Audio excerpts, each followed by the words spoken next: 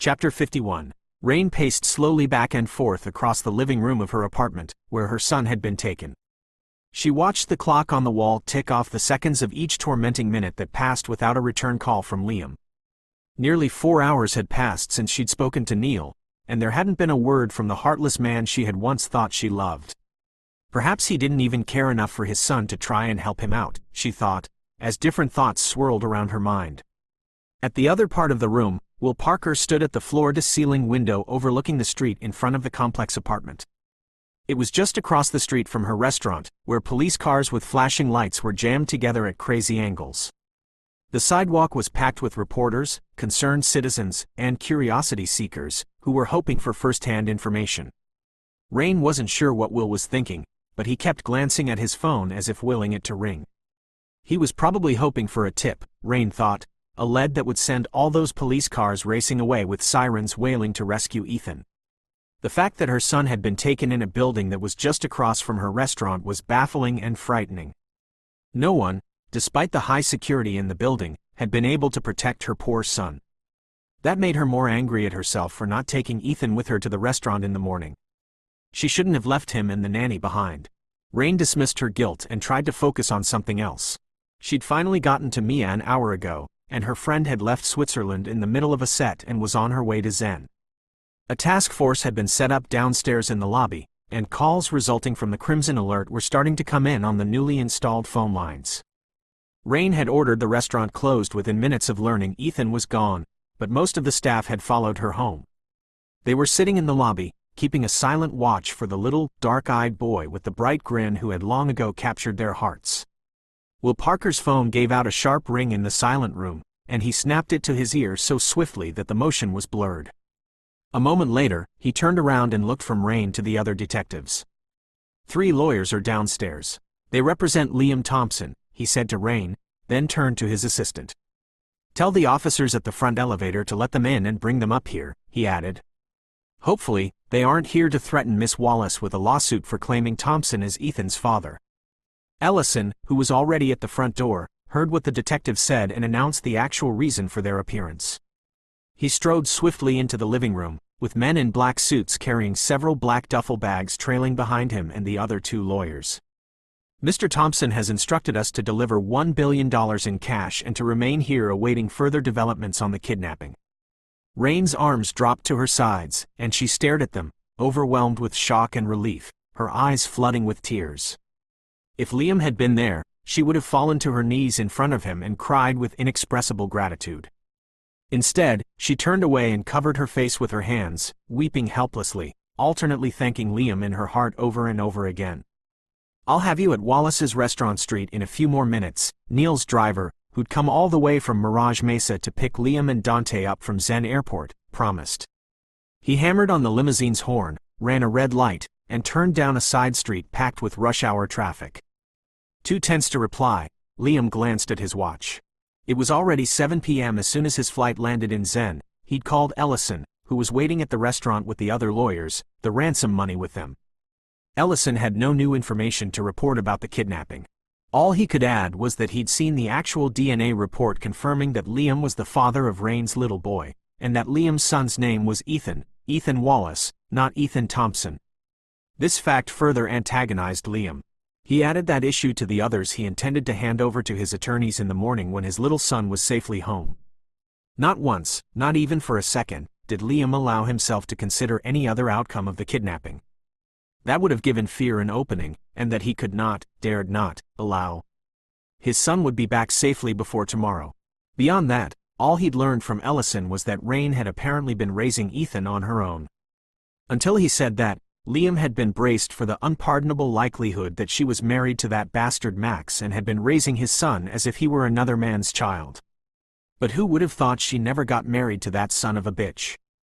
Liam looked again at his watch, and then he reached for the remote of the flat-screen TV in the car and began changing the channels, hoping to find a channel that was broadcasting information about the kidnapping. He found what he'd been searching for, but the reporter's words sent a chill crawling up his spine. This morning, the 2-year-old son of restaurateur Rain Wallace was kidnapped from the high-tower complex apartment building at the Wallace Restaurant Street after his nanny, Elizabeth Wagger, was struck in the head and left unconscious. The authorities department has issued a crimson alert. Liam's control over his fright began to break as he listened to the reporter. The thought of his son being in the hands of some cruel bastards sent his heart racing and his stomach twisting into knots. The limo was in the left-hand lane, inching along at a crawl toward a red light. "I can walk faster than this traffic is moving," he said, reaching for the door handle. "Tell me where the Wallace Restaurant Street is, and I'll walk there." "Remain calm, sir," the driver urged as the red light turned into a green arrow and their lane began moving forward. "It's a mile away, and there's a break in traffic up ahead." As he spoke, the driver handed a contact card over his shoulder to Dante, who was sitting directly behind him, facing Liam. "This is my contact card," he told Liam. "Mr. Wayner gave me his orders to stick with you until everything is resolved. I'll wait for you as close to Wallace's as I can get, but if you don't see me when you come out, call me at this number. I'll be nearby." "Don't bother to wait," Liam said, his attention on the traffic, which was moving more steadily now. "I'll call an Uber driver to the hotel when I'm finished." "Mr. Wayner gave me strict orders to wait for you," the driver said emphatically, "and he also told your secretary to have your suitcases delivered to his condo in the city of Zen, where he lived when he disguised as a university professor. He said you were not allowed to refuse his help." "Fine," Liam replied absently, scanning the streets ahead. "Where in hell is this street?" he demanded after what seemed like at least a mile. "It's just around the next corner, a block and a half up the street." Liam reached for his briefcase on the floor as the driver flipped on the turn signal, made a left, and then Dante swore under his breath at what he saw ahead. "What's up with the crowd?" he said lamely. In grim silence, Liam took in the chaotic scene, a barricaded intersection with cops redirecting vehicles away from it, and beyond the barricades, a street packed with police cars, news channel vans, and crowds of pedestrians who couldn't find standing room on the sidewalk. And in the middle of it all was the huge, 5-star, elegant restaurant that took up most of a city block, and across from it stood another complex apartment building where Rain was obviously staying. Liam flung the car door open and got out with Dante close behind, vigilant and watchful. "There's a news channel camera aiming at you from the top of that white van," Dante said as they walked around the barricade and began wending their way around the mass of vehicles and humanity. "I hope they don't recognize me," Liam muttered as he tried his best to hide his face away from the cameras. He knew there was little chance of getting all the way to the apartment building without being identified and having microphones shoved in his face. "Shit! They're coming this way," Dante gritted. "Ignore them and keep walking." Liam turned sideways in order to squeeze between the bumpers of 2 police cars and added, "No more English when you're inside the building. You have to speak in Mandarin and pretend you don't understand English. I want to know what's going on, and people will talk more freely in front of someone they think can't understand their language." From his post at a floor-to-ceiling window in Rain Wallace's apartment, Will Parker's assistant, Ivan, watched a very tall man and a shorter man get out of a limousine together. Both men looked lean and athletically built. Both had dark hair, and both were wearing suits, but the taller one was carrying a briefcase, and he moved with the long strides and squared shoulders of a man who was supremely confident of himself. Ivan didn't need to see his face. He identified Liam Thompson by his height, his walk, the width and set of his broad shoulders, and his casual indifference to the crowds on the sidewalk and the reporters and photographers rushing toward him. In contrast with Thompson's aloofness, the man with him was sharply alert and subtly aggressive in his movements. Had he been carrying a briefcase, it would have looked out of place. He looked as if he ought to be carrying something else, like a handgun, which meant he was probably a bodyguard. Ivan watched both men a moment longer, then he looked over his shoulder and announced his conclusion to the rest of the people in the room, who happened to be Will Parker and the other detectives. "Thompson is here," he said. Will Parker looked sharply at Ivan.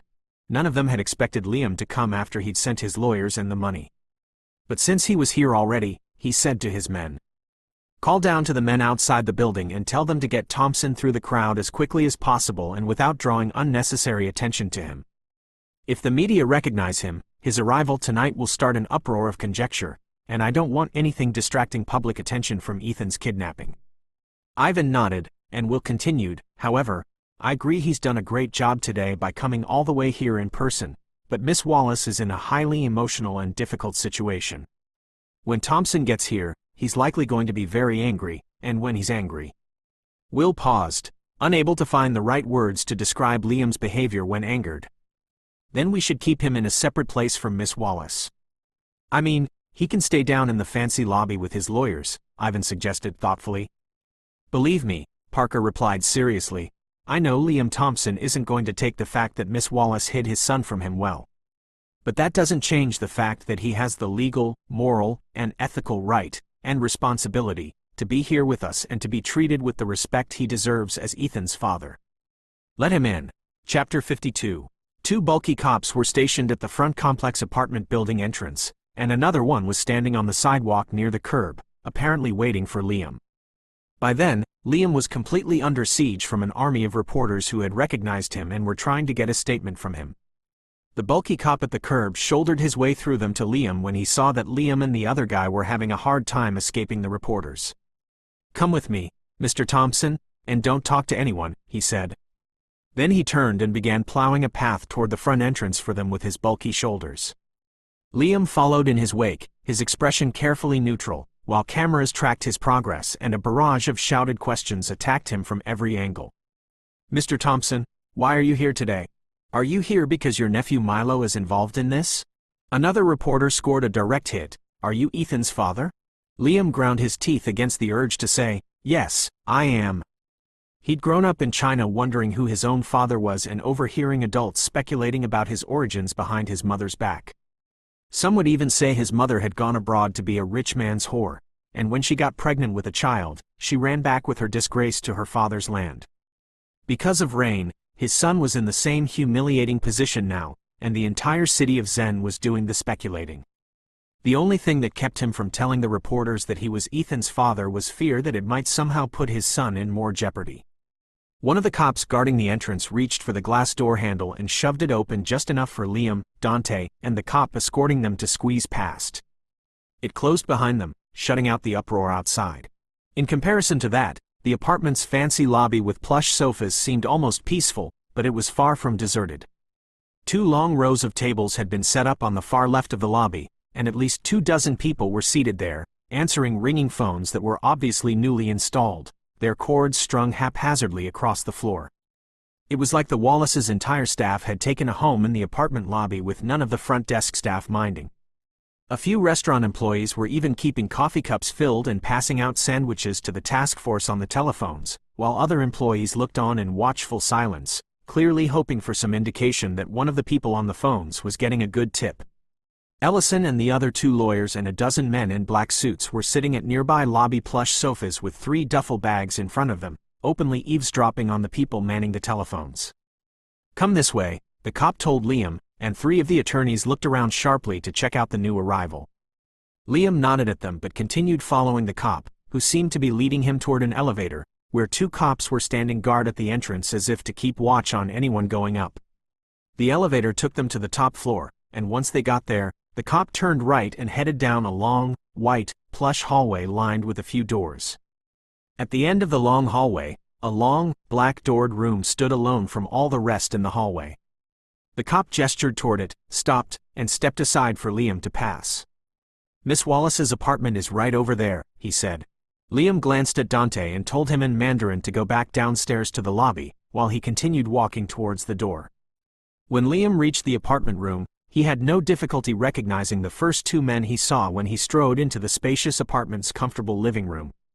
The same detectives who'd questioned him when he was a suspect in Alvin's death and who'd showed him photographs of him in the islands with Rain were standing in the kitchen area now, watching him.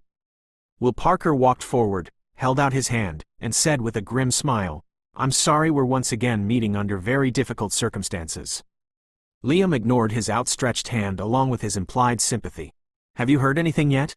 When he said that he hadn't, Liam turned around expecting to see Rain somewhere in the living room, but when he didn't see her, he turned back to Parker. Where is she? He asked bluntly. Unfazed by Liam's rudeness and lack of respect, Parker turned and gestured toward a hallway at the far end of the living room. Ethan's bedroom is the first door on the right, he said calmly. Miss Wallace is in there. The last thing Liam had expected to feel when he walked into Ethan's bedroom and saw Rain Wallace was a surge of pity, but pity was exactly what he felt. She was sitting in a rocking chair next to what seemed to be Ethan's bed with her eyes closed and her head tipped back, clutching a big, blue, flop-eared rabbit to her chest. Her feet were bare, and one bare foot was curled beneath her, the other foot on the floor, gently pushing the rocker back and forth. Other stuffed animals, all of them in seemingly perfect condition, were neatly lined up on the floor behind her, but the faded, scruffy rabbit in her arms looked as if it had been dragged behind a car, or dragged behind a little boy who'd taken it everywhere with him. The bedroom itself had been designed to delight a child and inspire his imagination, Liam noticed as he looked around. Bright jungle murals covered the walls, with animals and colorful birds peeking out from tall grass and frolicking in the branches of lush trees that stretched up to and partway across the ceiling. On the wall to his right, 2 rows of long shelves were mounted within a child's reach and filled with several kinds of toys. Trying to adjust to the reality of being in a room that belonged to a 2-year-old son he'd never known existed, Liam gazed at the woman who'd conceived his son during an unforgettable night of lovemaking. Clad in black pants and a sky-blue turtleneck sweater, with her red hair loose around her shoulders and her russet eyelashes lying like curly fans on her unnaturally pale cheeks, she looked painfully lonely, totally defenseless, and very young. But then, Rain Wallace's looks had always been deceptive, Liam reminded himself. The proof of her true nature, of her boundless arrogance and audacity, was all around him in the form of a room that belonged to a son he didn't know, and who did not know him. A son she'd intended to deprive of all contact with his father, just the way Liam had been raised until he was 7 and thrust into a new, scary world. Those thoughts demolished Liam's pity and toughened his tone as he announced his presence with 2 curt words. "Hello, Rain." Her entire body lurched in shock, her eyes snapped open, and she stared at him in utter disbelief. Then she gave him a trembling smile and gazed at him with unabashed warmth, her wide emerald eyes shimmering with tears of gratitude and suppressed anguish. "Thank you," she whispered. For one of the few times in his adult life, Liam couldn't stay calm and logical. He stared at her, feeling uncertain and distracted.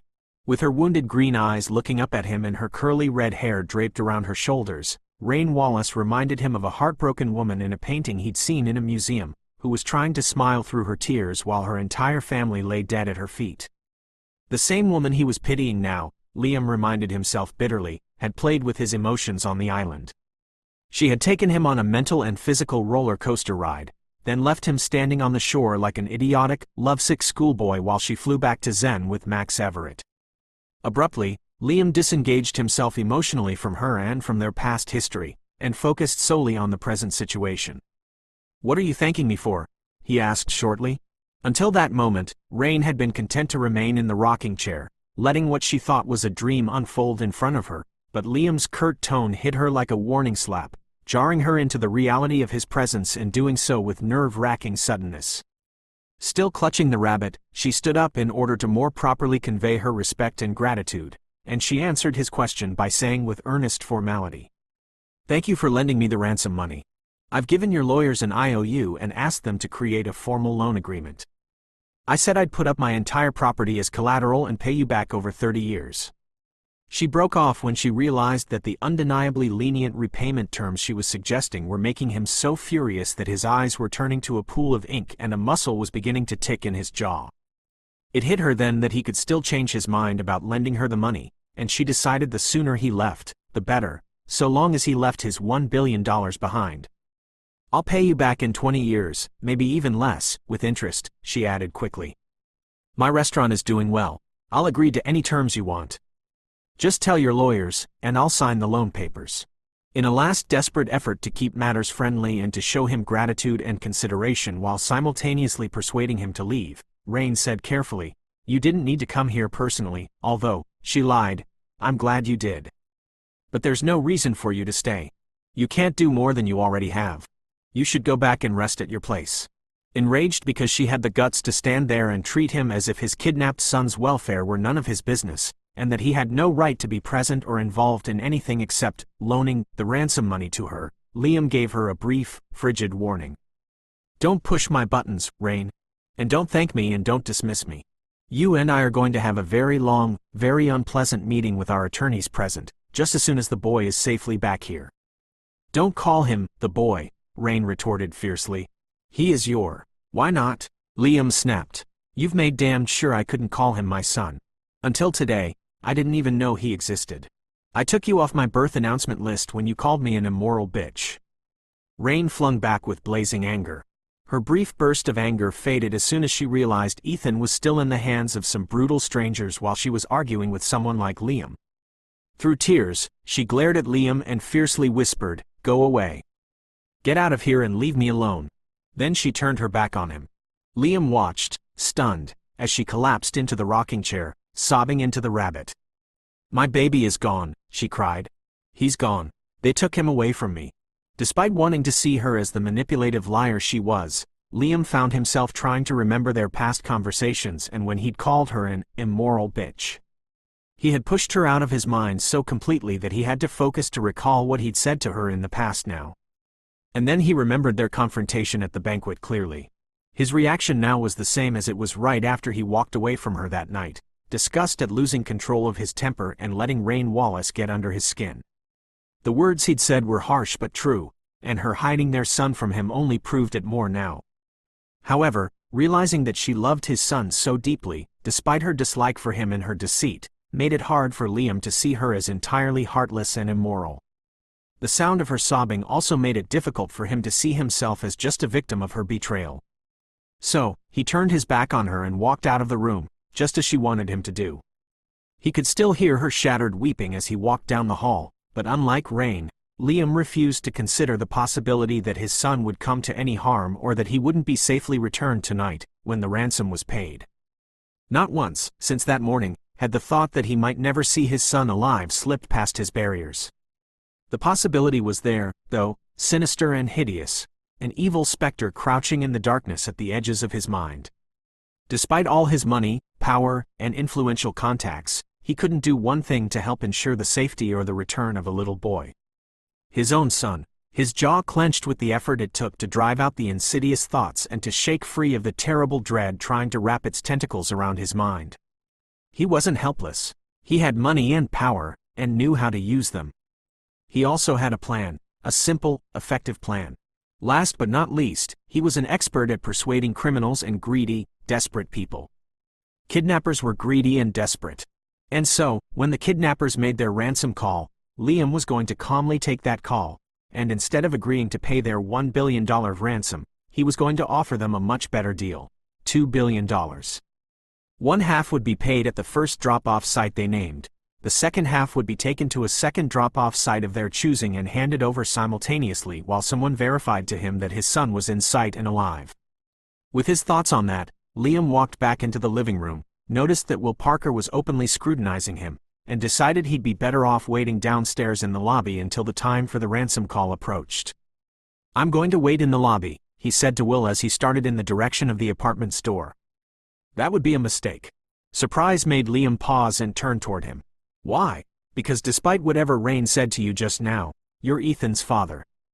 As his father, you have a right, and a responsibility, to be here and support his mother in this terrible time." Liam hesitated, walked over to a chair, and sat down. Chapter 53. To pass time while waiting for the kidnappers' calls, Liam took in the sight of the apartment Rain had been living in with his son. The apartment was big and had a contemporary setting. It had a modern kitchen with the latest appliances and granite countertops, separated from the living space by a large island counter with 4 stools. The living room was spacious enough for a pair of long sofas, which faced each other across a glass coffee table and were positioned at right angles to the big pumpkin loveseat in which Liam was sitting. Beyond the living space was a large play area with a table and chairs at a child's height, a board, and what Liam assumed were long toy boxes disguised as window seats. A hallway parallel to the room led from the play area to what Liam knew were bedrooms. Liam picked up a magazine from the end table beside his chair and leafed through it, partly to avoid giving in to the strong urge to go back inside the room to console the crying woman, and to stop himself from worrying about the outcome of the kidnapping and when the kidnappers would make their calls. The room lapsed into silence, and Liam struggled against a sudden impulse to get up and go over to the play space to look at his son's things. A minute later, all that changed. The detective's assistant came trotting to the living room, looking tense and in a hurry. He went directly to Will Parker for a whispered conference, then nodded and hurried out of the apartment with 2 other men following behind him. Parker got up and walked over to Liam. To Liam's initial surprise, he directed his remarks to him rather than going to Rain. "I think we have a clue where the kidnappers might be hiding." We got a call from a cab driver who said he dropped off a young man in an isolated area near a warehouse. He said the area was so quiet he could hear a faint sound of a child crying from the building. He thinks the young man he dropped there had something to do with the kidnapping because he looked suspicious. We have cars on the way to check things out first, but until then, I don't think we should risk raising Miss Wallace's hopes. She's very fragile right now. We have 1 more hour before we're supposed to receive the ransom call. The cops we sent to check the apartment where the cab driver mentioned he picked up the guy identified the building as the one Jason Wallace is currently staying in. From our investigation, we think Jason and Milo Thompson are involved in this, but we aren't sure yet. Liam's patience snapped at the mention of Jason and Milo being involved in the kidnapping. He couldn't sit still knowing his son was in the hands of a psychopath like Milo, who'd heartlessly shot his own father for a piece of land. Furthermore, he hated the state he'd found Rain in and hated that he was pitying her. I think I'll take over from here. I was once a soldier, and I have connections to advanced equipment we can use to check the warehouse without alerting the kidnappers to the cops' presence, Liam said, already pulling out his phone to make a call to the people he knew would help him get his son back before it was too late. Will Parker seemed ready to reject his offer, but Liam had already started making his calls. Colonel Davis, it's Thompson, he said without preamble when the call was answered. I need your expertise. It's urgent. And while you're coming here, I want you to send men too. Liam instructed what needed to be done. Within 30 minutes, Colonel Davis, a decorated military strategist, arrived at the apartment with a squad of elite soldiers. Their presence, along with the quiet efficiency of the police officers already present, brought a cold, sharp focus to the chaotic emotions swirling around Liam. Before the cops knew it, Davis quickly relayed instructions to his team, who began unpacking an array of high-tech equipment. Drones, hidden cameras, and tracking devices were readied. We will use these drones to check and see if they are keeping the boy in the warehouse. We only have about 40 minutes before the ransom call, and we have our men surrounding the warehouse premises as you instructed earlier, Davis said to Liam as he connected the cameras attached to the drones his men had sent to check the warehouse to a laptop so they could see what was inside. Everyone in the room was surprised at how quickly Liam had handled everything within minutes, with men already at the warehouse with drones. The tension in the room was palpable as everyone gathered around the screen to watch what was going on in the warehouse. The drones were the kind that don't make any noise as they moved around. They flew towards the warehouse, their cameras streaming live footage for the soldiers and cops in the apartment. Liam's heart pounded in his chest, his mind racing with a mixture of hope and dread as his eyes remained glued to the screen. The first drone approached a window and hovered, its camera peering inside. The screen showed a dimly lit room, with crates and debris scattered around. In the center, a young boy sat on a chair, fidgeting with a gun. Liam's breath caught in his throat as the camera zoomed in, revealing Milo's face. His fists clenched at his sides. Milo, he thought, with a rising anger that made him want to beat the boy senseless. He'd overlooked the fact that the boy had framed him for his father's death, but going as far as to kidnap his son was something he would not allow to slip by. He'd once loved the boy like his own and was ready to do anything for him, but the boy had proved himself unworthy yet again. He was a pain in the neck just like his father had been, and Liam would make sure to teach him a lesson this time around. Liam pushed his emotions aside, focusing on the mission at hand for now.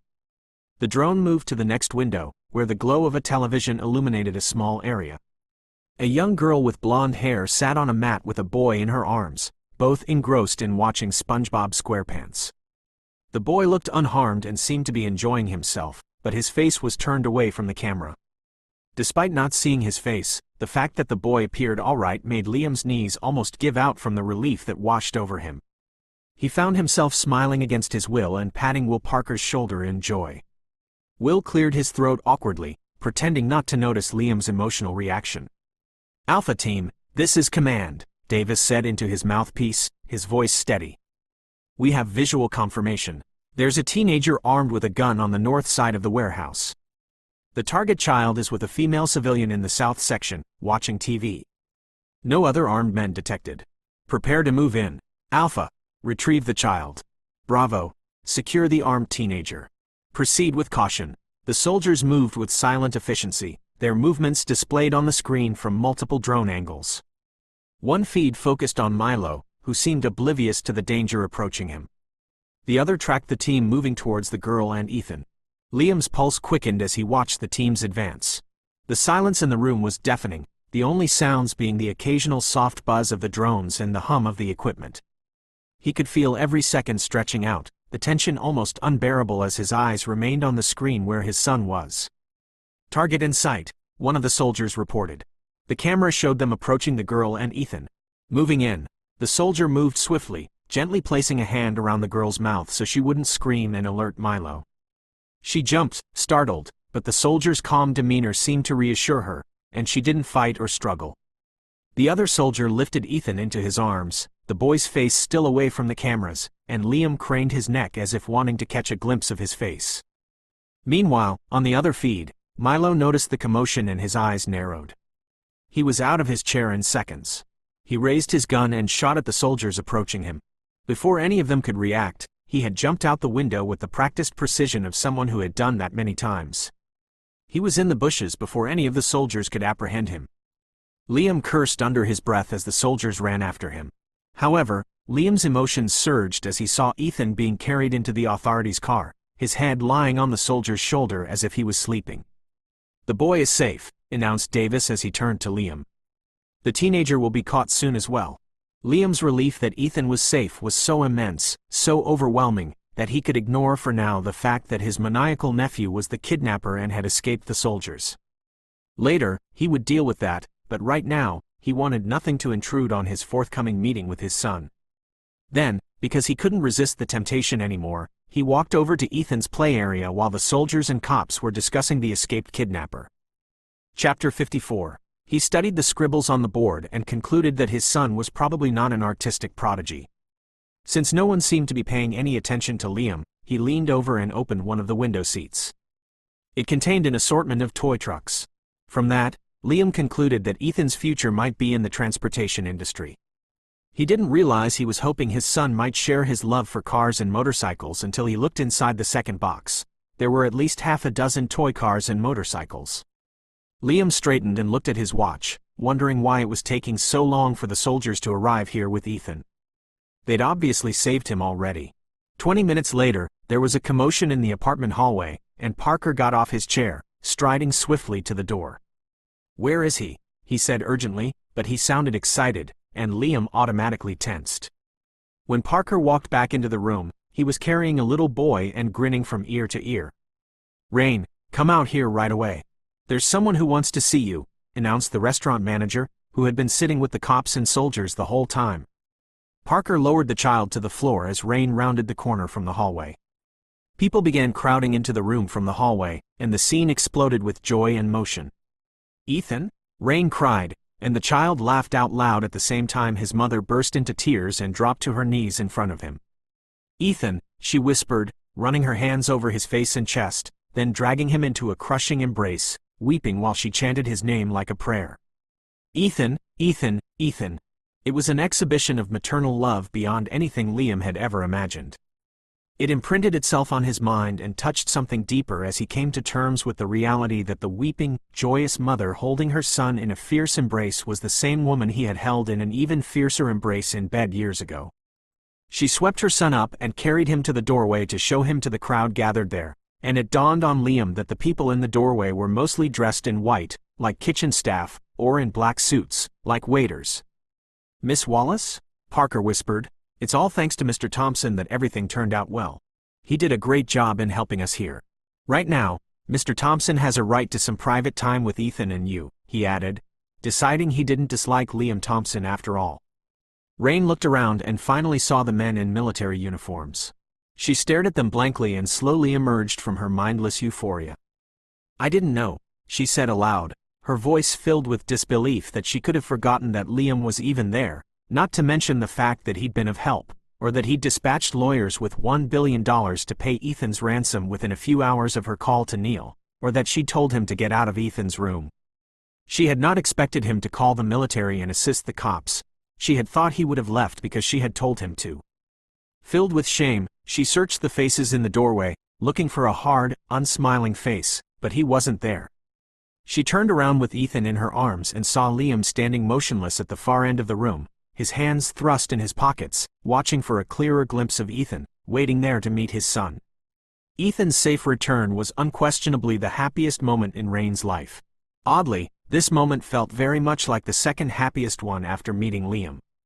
She had never allowed herself to hope that she'd ever see Liam again or that he'd want anything to do with Ethan, but he was here, and he did. With her mind on Liam, Rain thanked everyone in the doorway for their help and waited while her assistant followed them out. Parker and his assistant were the last to leave.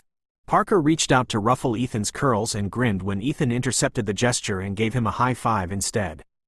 He continued smiling at Ethan as he chose his words carefully and addressed Rain and Liam in a deceptively light-hearted tone. The girl who took Ethan is Jessie Emmons, Milo Thompson's girlfriend, and Milo had convinced her into helping him by lying to her that Ethan is his biological son that was taken away from him, so she agreed to help him, not knowing he planned to keep them both in a warehouse. Jessie is a very soft-hearted girl whose emotional problems have nothing to do with violence, just the opposite, in fact. She is still crying and begging for forgiveness as we speak now. Instead of cloaking his next topic in hints, he transferred his gaze directly to Rain, but he kept his tone mild. Milo managed to escape by jumping into a flowing river. You can't keep staying here unprotected, but I'll keep some cops at the elevator that leads to your floor tonight. I'd advise you to keep the restaurant closed for now until Milo is caught. I'll do that, Rain promised, but her mind was on Liam, and she was desperately anxious to put an end to his wait to meet his son. She conveyed that to Parker and Ivan by ushering them both out into the hall. She closed the door behind them and lowered Ethan to the floor. He looked sleepy and rumpled, so she deliberately kept him out of Liam's sight for a few more moments while she crouched down to fix his shirt. Before I introduce you to your son, Rain said as she combed her fingers through Ethan's tousled curls, I want to tell you two things. Behind her, she heard Liam move forward, and she stole a glance over her shoulder, actually looking at the handsome face she'd barely seen through her tears in her son's room. What are they? He asked, and her heart swelled a little at the sound of his well-remembered deep voice, devoid now of anger. First, I am very sorry for the way I treated you in the room. I was hurting so badly that I couldn't think or see or hear. I was in such a horrible daze that I actually forgot you were here until a moment ago. What you said in there was true, he replied unemotionally. The second thing I want to tell you, Rain said as she stood up, still blocking Ethan from his view, is that you're in for a bit of a shock. Why is that? Ethan was trying to peer around her legs to see who she was talking to, but Rain managed to keep him behind her while she turned toward Liam. Liam, this is Ethan, she said with a smile. I think you'd recognize him even without an introduction, she added, and then she stepped aside so that Liam could see what she meant. The scene that followed was so emotional that Rain felt her throat constrict. With an expression resembling awed disbelief, Liam gazed down at a miniature version of himself, while Ethan tipped his head way back and stared up at Liam with much the same expression until Liam's intense black stare suddenly unnerved him. Ethan's chin began to tremble as if he was about to cry, and he looked worriedly at Rain. Liam looked worriedly at her, too. It's okay, Rain assured Ethan lightly. How about shaking hands? To her amusement, Liam thought she was reassuring him, and he nodded gratefully, stepped forward, and held out his large hand to Ethan. Ethan solemnly laid his small hand in Liam's large palm, and Liam's fingers tightened and relaxed reflexively as if he was having trouble controlling his grip. Another awkward moment ensued, but before Rain needed to intervene with a new suggestion, Liam suddenly crouched down as if inspired and gave Ethan a grin. I have cars and motorcycles, he confided. Me, too, Ethan replied, giving Liam back his own grin. I like motorcycles, Liam said. Me, too, his son replied in a tone of wonder. Liam's voice dropped to a hoarse whisper. How many do you have? In order to answer, Ethan pulled his hand free, spread his fingers wide apart, and held them up in front of Liam. I have this many, he proudly proclaimed. When Liam seemed incapable of speech, Ethan prompted, How many do you have? In reply, Liam held up his own hand and lifted his forefinger. This many, he said tenderly, and Rain turned aside to keep her face from betraying her emotions. Ethan showed Liam his cars and motorcycles, and Liam admired each one, but it was obvious to Rain that Ethan was getting very sleepy and needed to go to bed as time passed. Would you like to read Ethan his bedtime story after I give him his bath and put him to bed? She asked. Yes, Liam replied simply. Thank you, he added, grateful for the moment that she was allowing him, no, helping him, to step into the very role she'd deliberately denied him for nearly 2 years. While you're doing that, Rain said, I'll take a shower and change clothes. She reached for Ethan's hand, but the mention of his bedtime routine suddenly reminded him of Elizabeth, and he twisted around in sudden panic to look up at his mother. Where's Nanny? He cried. Nanny's head got hit with something, and she fell down. His face crumpled at the memory, and Rain scooped him into her arms, hugging him close. Nanny is fine, she soothed. We'll call her on the phone right now, and you can talk to her. In a few days, she'll be back here and will stay with you, she assured. When Ethan still looked dubious and worried, Rain started down the hallway toward her phone in the room, pausing just long enough to explain to Liam. He cares so much for his nanny. She's been with us since the day I gave birth to Ethan. Chapter 55. After Ethan's bath, Rain put him to bed and handed over his bedtime storybook to Liam. Then she left them both alone to go and shower. 10 minutes later, seated on the chair beside Ethan's bed, Liam stole another glance at his son as he turned to the 4th page of the little book Rain had given him to read aloud. Ethan was lying on his side, his arms wrapped around the same rabbit his mother had been clutching to her chest when he'd first seen her, his gaze riveted on Liam. Despite Ethan's intent expression, Liam sensed that his mind was on something else and not on the story. He concluded that the worrisome situation was due to his own inability and lack of experience as a bedtime storyteller. Perhaps he was boring the boy? Determined to redeem himself in Ethan's eyes and regain his attention before he lost it completely, Liam tried harder to sound convincing while he read his son an amazingly ridiculous story about a mouse who traveled the world in a hot air balloon, meeting other animals and having grand adventures that defied all logic and reason. Ethan's apprehensive voice stopped him before he finished the first sentence on the page. A bad man took me away from Nanny and covered my mouth when I cried. Liam made a huge effort to keep his expression from betraying the rage he felt and laid the book down on his lap. I know he did, but he will never come near you again. Why? A pair of huge dark eyes stared at Liam in question. Completely taken aback by the question, Liam settled for the only explanation he could think of that would be simple enough for a child to accept. Because he's afraid of me. Why? Because I'm going to make certain he can't get near you, and if he tries, I'll kill him myself.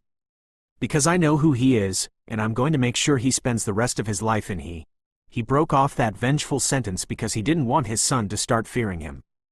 Then he choked on a laugh when Ethan helped him finish it. Time out? Yes, Liam said. Why else? Why else is he afraid of me? Liam thought hard for a reassuring but non-threatening answer to give and said, because I'm a lot bigger than he is.